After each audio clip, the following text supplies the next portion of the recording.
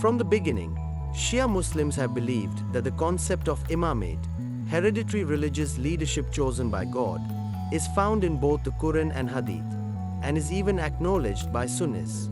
In the Qur'an, the term Imamate is referred to with various titles such as Imams, Khalifas, heirs, Warat, descendants, Dhuriya, family, al-Bayt, and progeny, of the prophets. These descendants are granted prophethood, the book, which symbolize continuous divine guidance, and Hukm, the wisdom to judge. Just as previous prophets had successors, not always new prophets, the Prophet Muhammad must also have a successor.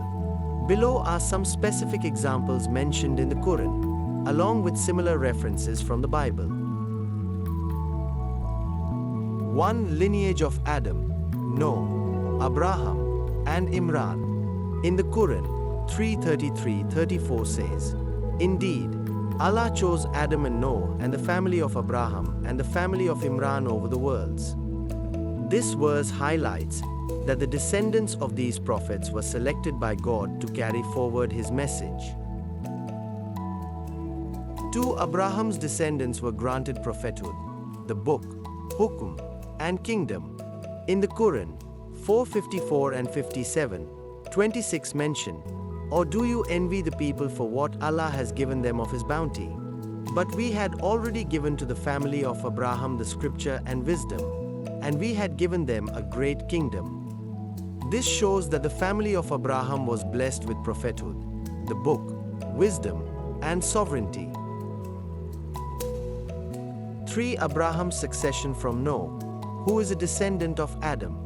The Qur'an in 3:33-34 states, "Indeed, Allah chose Adam and Noah and the family of Abraham and the family of Imran over the worlds." This verse links the prophetic lineages from Adam to Noah to Abraham, showing the succession of prophets. 4. Ishmael, the son of Abraham, and his descendants. In the Qur'an, 2:127-129 and 14:35-40 mention, "And when Abraham said, 'My Lord, make this a secure city and provide its people with fruits, whoever of them believes in Allah and the last day.'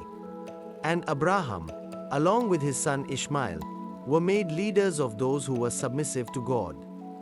These verses highlight the special status of Abraham's descendants, particularly Ishmael, as God's chosen leaders. 5. Isaac and Jacob's descendants, including the prophets of Israel. The Qur'an in 21:72-73 says, "And we gave him Isaac and Jacob as a gift, and we made them imams who guide by our command." This verse explains that Isaac and his son Jacob were made imams who guided by God's command, and all the prophets of Israel came from Jacob. 6. Moses and Aaron's leadership role.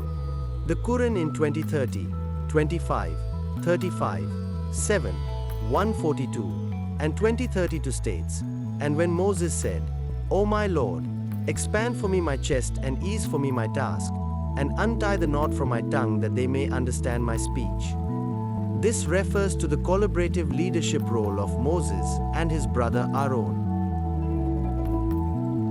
7. Imams who guide by God's command, after Moses and Aaron. In the Qur'an, 32:24 states, "And we made from among them leaders who guide by our command." This shows the continuation of divinely appointed leadership after Moses and Aaron. 8. Saul, Talat, was chosen as the leader by God. The Qur'an in 2:247 says, "Their prophet said to them, 'Indeed, Allah has sent to you Saul as a king.'" This verse highlights the selection of Saul as the divinely appointed leader of the Israelites. 9. David's appointment as God's Khalifa. The Qur'an in 38:26 states, "O David, indeed we have made you a successor upon the earth, so judge between the people in truth." This refers to David being appointed as God's Khalifa, with the role of judging with wisdom. 10. Solomon inherits authority from David. In the Quran 27:15-16 says, "And we gave to Solomon David's inheritance, and he said, O people, we have been taught the language of birds, and we have been given from all things." This verse highlights the inheritance of kingship and wisdom from David to Solomon. 11. Jacharya prays for a son to be his heir. The Quran in 19:4-6 states, Jacharya said, "My Lord, do not leave me alone, with no heir, though you are the best of inheritors." This shows Jacharya's prayer for an heir who would carry forward his lineage and the legacy of his family. Importance of prophets' families in the light of Quranic verses. It is also established in the Quran that the families of prophets hold a special status. According to S.M. Jafri, there are more than 100 verses in the Quran that highlight the unique position and sacred significance of the families of prophets. Therefore, it is entirely natural that Prophet Muhammad selected someone from his al-Bayt family as the Imam, just as previous prophets had done. Divine justice and logical necessity.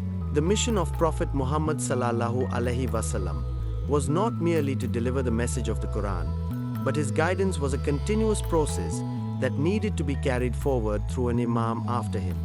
The Quran makes it clear that the role of a prophet was not limited to delivering a book. Rather, they conveyed Allah's guidance to the people and provided solutions to their problems.